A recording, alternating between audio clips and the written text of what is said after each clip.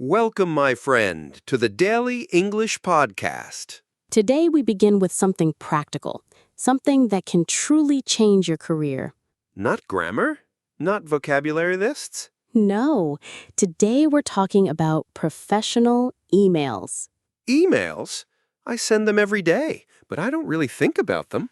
And that's exactly why we're here. A professional email can open doors or close them without you even knowing it. Wow, I never thought about it that way. Think about this. Every day, millions of emails fly across the world. Some are ignored, some are deleted, but a few get replies, build trust, and create opportunities. So, what makes the difference? Not just grammar, not just spelling. The secret is clarity, respect, and connection. Okay, so where do we start? With the subject line. The subject line? Isn't that just the title? It's more than a title, it's the doorway. If the subject is weak, people don't open the email. If it's clear, they open it immediately.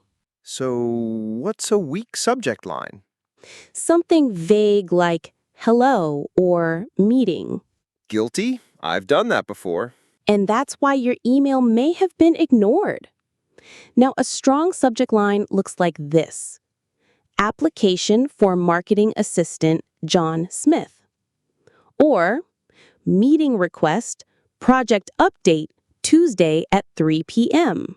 Oh, that's short and clear. Exactly. That's respect. Respect for time, respect for clarity. Okay, so I've got my subject line. What comes after that? The greeting. It's like your handshake in writing. Handshake? Yes, it sets the tone. A good greeting makes your reader feel respected. So like, hey? Too casual. Yo. Even worse. Okay then, what's the right way? Use polite forms like Dear Ms. Lee, Dear Mr. Brown, or if you don't know the name, Dear Hiring Manager, or Dear Team. What about to whom it may concern? I've seen that before. Outdated, cold. It feels like you didn't even try. Always aim for something warmer and more specific. Got it. So the greeting is my polite handshake. Exactly. Okay, subject line done, greeting done. What's next? The opening line. Like, I need this file? Too direct. You need a warm start. Try, I hope this email finds you well, or thank you for your reply. That makes it feel human. Yes, it shows you're not just a robot sending requests. And then comes the body, right? Correct. This is where people often go wrong. They write too much or too little. So, what's the secret? Keep it short. Keep it clear. One idea per paragraph. Can you give me an example? Sure. Dear Ms. Lee, I am writing to request 2 days of leave on June 14th and 15th. I have arranged for my tasks to be covered. Thank you for your understanding. Best regards, John. That's it? Just a few lines? That's all you need. Short, polite, professional. And how do I end the email? Just my name? Not just your name, that feels incomplete. Use a polite closing, like best regards, or kind regards, or sincerely. Then your full name, job title, and contact details. Like a business card at the bottom? Exactly. Show me an example. Best regards, Maria Lopez, Project Coordinator, XYZ Company. Phone, +1 23 456. Email, marialopez@xyz.com. Oh, wow. That looks professional. Yes, details matter. Okay, I get the structure now. Subject, greeting, opening, body, and closing. But what about tone? I think that's the hardest part. You're right. Tone is not about what you say, it's how you say it. Can you give me an example? Sure. Imagine I write, Send me the report. That sounds like an order. Exactly. Now if I write, could you please send me the report by tomorrow? Same message, but it feels softer, respectful. Right. And here is some polite phrases that work like magic. Could you please? Would you mind? I'd appreciate it if. Thank you in advance. Oh, so just a few small words can change the whole feeling of an email? Exactly. Those words show respect. And respect builds trust. But what if I'm annoyed, like someone forgot to send me a file I really needed? That's where tone can save you. Don't write, you didn't send the file. Yeah, that sounds like blame.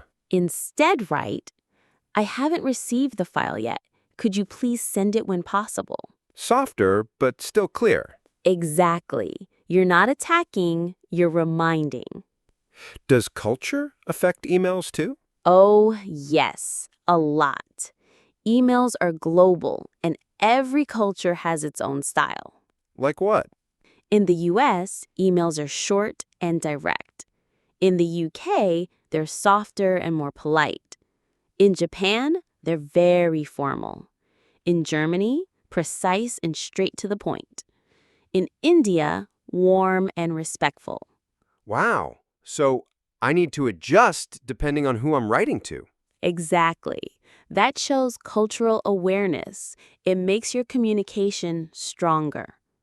Okay, but what about real situations? Like, let's say I'm applying for a job. How would that email look? Good question. Here's an example. Subject, application for marketing assistant, Anna Tran. Dear hiring manager, I am writing to apply for the marketing assistant position listed on your website.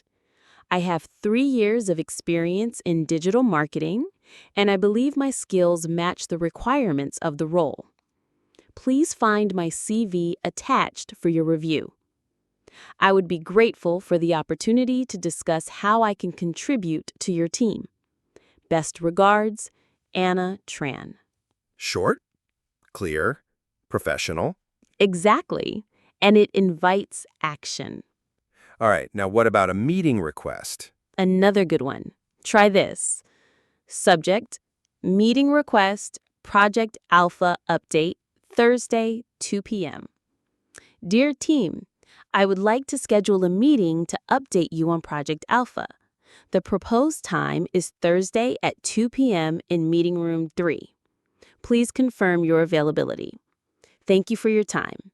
Best regards, Maria. That's so clear. Purpose, time, place, respect, all in a few lines. Yes, that's the beauty of professional email writing. Okay, I think I get it now. But what about when nobody replies? Ah, the famous follow-up. This is where many people get pushy, but the secret is to stay polite. Show me. Here's a good example. Subject, follow-up proposal submission. Dear Mr. Carter, I hope this message finds you well. I wanted to follow up regarding the proposal I sent on Monday. Please let me know if you need any additional information. Thank you for your attention. Best regards, Daniel. Oh, gentle but clear. Exactly. That's how you follow up without sounding impatient. Okay, so I've got the job application, the meeting request, and the follow-up. But what if I need to remind someone about a deadline? Great question. Reminders should be polite, not pushy. Here's an example. Dear Alex, I hope this message finds you well. I just wanted to remind you about the report we discussed last week. Could you please send it tomorrow afternoon so we can stay on schedule? Thank you for your support. Best regards, Maria. I like that. It's polite, but still firm. Exactly. That way you stay professional and the person feels respected. Now here's a tough one. What if I make a mistake, like sending the wrong file? Mistakes happen, but the way you apologize matters. A weak apology is just sorry. A strong apology takes responsibility. Can you show me? Sure. Dear Mr. Lee, I sincerely apologize for sending the wrong attachment in my previous email.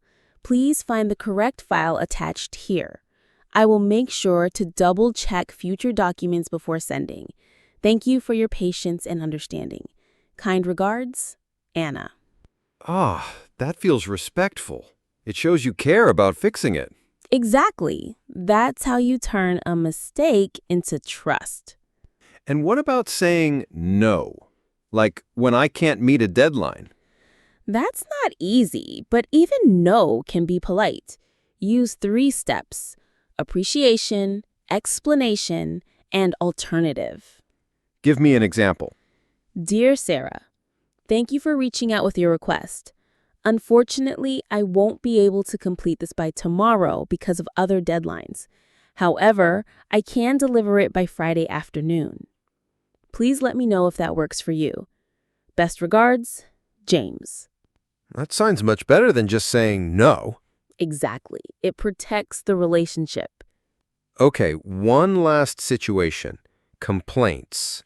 What if I have to complain about something? Complaints should be clear, but still polite. Dear customer service, I am writing to express my concern. The product I received was damaged. I would appreciate a replacement or a refund. Thank you for your help. Sincerely, Michael. Straightforward. Not rude, just clear. Exactly. And when replying to a complaint, always acknowledge, apologize, and offer a solution. Dear Michael, we're sorry for the inconvenience. We'll send a replacement immediately. Please return the damaged product at no cost. Thank you for your understanding. Best regards, customer service team. That feels professional and caring. Yes, even problems can become opportunities to build trust. Okay, I see the big picture now. But what about the biggest mistakes people make in emails? Good point. Let's list them. 1, being too casual, like using slang or emojis. 2, being too formal, like it's in the 1800s. 3, forgetting attachments. 4, accidentally hitting reply all. 5, writing when angry. I think I've done all 5. Many people have, but now you know how to avoid them. So what's the final formula? Simple.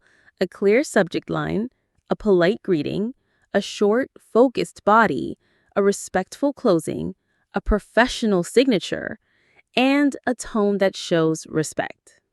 Short, clear, polite. Exactly. That's how you write professional emails in English. Okay, we finished emails. That was helpful. But now I'm curious, what about presentations? Honestly, I feel nervous just thinking about speaking in front of people. You're not alone. Most people feel nervous, but with the right phrases and structure, you can sound confident, even if your hands are shaking. Wait, really? Just phrases can make me sound confident? Yes. Think of it like a roadmap. A good presentation has 3 parts: the beginning, the middle, and the end. If you know what to say in each part, you'll never feel lost. Okay, so what do I say at the beginning? Start with the greeting. Simple, polite. Like, good morning, everyone. Or, thank you for being here today. That feels easy enough. Then, introduce yourself. My name is Sarah, and I'm excited to share this with you. Okay, then I tell them my topic. Exactly. Today, I'll be talking about the benefits of teamwork. Oh, clear and direct. Yes, and then give an outline. For example, first we'll look at why teamwork matters. Then I'll share some examples. Finally, we'll discuss how to apply these ideas. That makes it sound organized. Exactly. That's how you start strong. Okay, but what about the middle part? That's where I usually get lost. The middle is about details, But you don't want to overwhelm people. Use signposting phrases to guide your audience. Signposting. Yes, words that act like road signs. For example, first of all. Now, let's move on to. Another important point is, finally, let's look at. Okay, so it keeps the audience on track. Exactly. And it helps you stay on track too. And the ending, that's always awkward for me. The end should be strong and clear. Summarize your main points, then thank the audience. So to sum up, teamwork improves efficiency, builds trust, and creates better results. Thank you for listening. Perfect. Simple, confident. But what if someone asks me a question at the end and I don't know the answer? That's normal. You don't have to know everything. You can say, "That's a great question. I'll need to check the details and get back to you." Or, "Thank you for asking. Let's explore that together after the session." Oh, so it's not about having all the answers, it's about handling it politely. Exactly. That's what makes you sound confident. I like this. But what if English isn't perfect during my presentation? Nobody cares about perfect grammar. What people care about is clarity, confidence, and connection. If your message is clear and your tone is warm, people will listen. That takes a lot of pressure off. Exactly. Presentations are about connection, not perfection. Okay, I get the structure now. Beginning, middle, end. But what about nerves? My heart races, my voice shakes. How do I deal with that? Good question. First, remember, nerves are normal. Even professional speakers feel them. The secret is to use simple tricks. Tricks? Yes. For example, slow your breathing before you start. Take a deep breath, pause, then begin. That pause makes you sound calmer. So, breathe, pause, then speak. Exactly. Also, use short sentences. Long sentences make you run out of breath and lose confidence. That makes sense. Short sentences are easier to say. And easier to understand. Remember, presentations are not about big words. They're about clear words. What about connecting with the audience? Sometimes people just look bored. Connection comes from eye contact and simple phrases. Try looking at one person, smile, then move your eyes to another, and use phrases like, "Let me ask you. Think about this. Have you ever experienced this?" Oh, so it feels more like a conversation than a lecture. Exactly. The more human you sound, the more people listen. What if I forget my lines? That happens. Don't panic. Just use filler phrases to give yourself a second. For example, let's pause here for a moment. Now, where were we? Another way to see this is, So even forgetting can look natural if I cover it smoothly. yes, most people won't even notice. Okay, but I still feel my English isn't strong enough. How do I sound more professional? Use simple professional phrases. For starting, I'd like to begin by, "Let me share an overview. Today my goal is to," for transitions, "Now let's move on to," the next point I'd like to discuss is, "This brings us to," for ending, "To summarize. In conclusion, thank you for your attention." That sounds professional without being complicated. Exactly. And the best part is, you can use the same phrases again and again in every presentation. Okay, but what if the audience doesn't agree with me? Good one. If someone disagrees, don't argue. Acknowledge politely, "That's an interesting point. Thank you for sharing." Then add your view. "From my perspective," or "Based on our data." So I don't fight, I respect, then explain. Exactly. Respect builds authority. I like this. Can we try a short practice, like a mini presentation? Sure. Let's imagine you're presenting about healthy habits. Okay. Good morning, everyone. My name is Alex, and today I'll be talking about healthy habits. First, we'll look at why habits matter. Then I'll share 3 examples. Finally, we'll discuss how to build habits step by step. Great. Clear, simple, confident. Oh, that actually felt good. See, with structure and simple phrases, you sound professional already. Okay, I feel better about starting and finishing, but I'm still worried about questions. What if someone asks me something difficult? Good point. Handling questions is part of public speaking. The secret is don't panic. You don't need every answer on the spot? Not at all. You can say, "That's a great question. I'll check and get back to you." Or, "Thank you for asking. Let's explore that in more detail later." Oh, so it's not about having the answer. It's about handling it politely. Exactly. Confidence is not knowing everything. It's staying calm. What about using stories? Do they really help? Stories are powerful. Facts make people think. Stories make people feel. Can you give me an example? Sure. If you're presenting about teamwork, you could say, "Last year, our team faced a deadline that seemed impossible. Instead of panicking, we divided tasks, trusted each other, and finished early. That experience showed me the real power of teamwork." Wow, that's memorable. Exactly. A simple story makes your point stick in people's minds. And what about body language? That scares me too. Body language is key. Stand tall, don't fold your arms, and use open gestures. Smile when appropriate. But what do I do with my hands? Use them naturally. If you're explaining 3 points, hold up 3 fingers. If you're describing something big, show it with your hands. Just don't fidget or hide your hands in your pockets. And eye contact? Very important. Look at one person for a few seconds, then move to another. It feels personal, but not uncomfortable. Okay, but what if I feel frozen?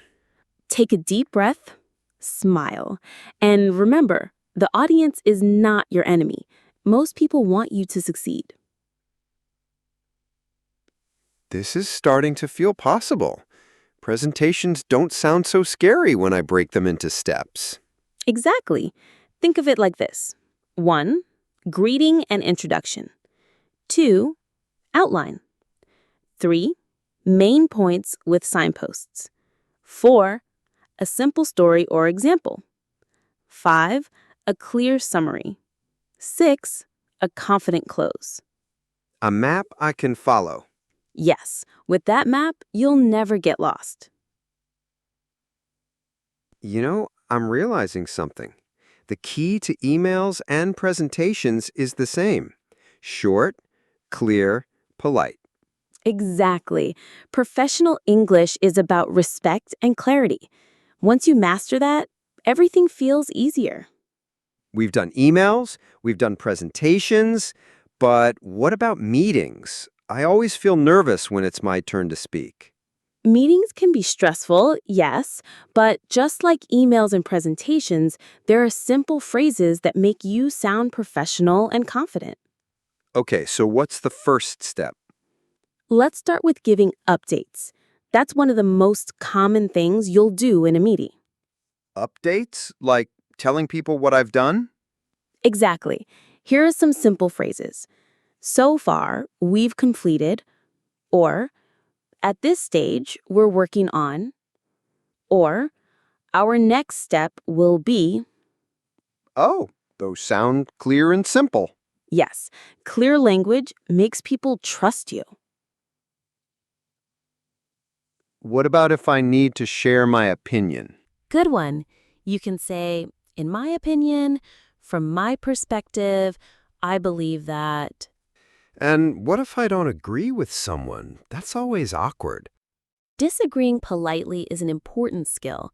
Instead of saying, "You're wrong," try, "I see your point, but I think," or "That's interesting, but from another angle," or "I'm not sure I agree with that because." Oh, so it's soft disagreement, not direct conflict.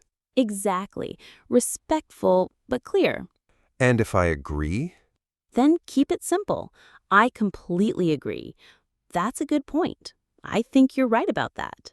Okay, that feels easy. What if I want to ask a question in a meeting? Use polite forms. Could I ask a quick question? May I clarify something? I'd like to ask about. And if I need to interrupt? Interrupting politely is tricky, but here are safe phrases. Sorry to interrupt, but may I add something? If I could just jump in for a moment. Or, excuse me, may I make a quick point? Oh, that's helpful. I always feel rude interrupting. With these phrases, it doesn't feel rude. It feels professional. And when the meeting ends? Summaries are key. You can say, so, to summarize, we agreed on, or in conclusion, the next steps are, or thank you, everyone, for your time and input. That makes it clear for everyone. Yes, a strong close means no confusion later. You know, I'm starting to see a pattern. What's that? Whether it's emails, presentations, or meetings, the secret is the same. Short, clear, polite. Exactly. Professional English is not about big words. It's about connection, clarity, and respect. That feels powerful. It is. With these skills, you can shine in your career, anywhere in the world. Okay, so far I know how to give updates, agree, disagree, and ask questions. But what about starting a meeting? That feels important too. Yes, starting a meeting sets the tone. The leader should sound polite and organized. Phrases like, "Good morning, everyone. Let's get started." Or, "Thank you for joining today's meeting." Or, "Our main goal today is to." Oh, so it's like giving a clear map at the beginning. Exactly. People feel safe when they know the purpose. And during the meeting, how do I involve others? Invite them with simple questions. What do you think, Sarah? Could you share your perspective, John? Let's hear from the finance team next. That makes everyone feel included. Yes, and it shows respect for teamwork. But sometimes meetings get messy. People talk over each other. How do I handle that? Stay calm and polite. You can say, "Let's let Maria finish her point." Or, "One at a time, please. Alex, go ahead first." Or, "I think we're getting off topic. Let's return to the main agenda." That sounds professional, not bossy. Exactly. You guide without offending. What if people disagree strongly? Meetings can turn tense. Conflicts happen. The key is to manage tone. Use phrases like, "I understand your concern. Let's see how we can balance both views." Or, "That's a valid point. At the same time, we also need to consider." Or, "Let's focus on solutions rather than problems." So I don't take sides immediately. I show balance. Right. That calms the room. And teamwork. How do I encourage collaboration? Use inclusive language. "Let's work together on this." Our next step is, or, "We achieve this because of everyone's effort." That makes it feel like we're in it together. Exactly. Teamwork is about we, not I. Okay. Now, let's imagine a full meeting scenario. Sure. You start. Okay. Good afternoon, everyone. Thank you for joining. Today, our main goal is to review the progress of Project Alpha. Good. Now invite updates. Maria, could you share your perspective on the marketing part? Perfect. And if Maria finishes, you can add, "Thank you, that was helpful. Now let's hear from the design team." Okay. And if someone interrupts? You say, "Let's let Maria finish first, then we'll hear from you." Oh, that keeps it polite. Exactly. And at the end, close clearly. So, to summarize, we agreed to complete Phase 2 by next Friday, and the finance team will prepare the budget update. Thank you all for your time. Wow, that sounds professional. And simple, short, clear, polite. You know, I'm starting to see a golden rule here. What's that? Whether it's emails, presentations, or meetings, the formula is the same. Respect, clarity, and connection. Exactly. That's what makes your English professional. Not big words, not perfect grammar. Respect, clarity, and connection. That's powerful. It is. With these skills, you can succeed anywhere in the world. Wow, we covered so much. Emails, presentations, meetings. It feels like a complete toolkit for professional English. Yes, and notice the pattern. No matter the situation, the secret is the same. Short, clear, polite. Respect, clarity, connection. Exactly. These 3 open doors. They make people trust you. They make your English feel confident and professional. You know, I always thought professional English meant big vocabulary and complicated grammar. But it doesn't. Professional English is simple. It's about being human, respectful, and clear. That feels possible for anyone listening. Yes, and that's the beauty of it. With practice, every listener can shine in their career. So whether you're writing an email, standing in front of a room, or sitting in a meeting, remember the golden rule. Short, clear, polite. And trust yourself. You have the words, you have the ability, you just need to practice. Exactly. And we'll keep practicing together, episode by episode. I like that. Step by step, we grow more confident. And more professional. Thank you, my friend, for joining us today. Yes, thank you. Keep practicing, keep learning, and keep shining. See you in the next Daily English podcast.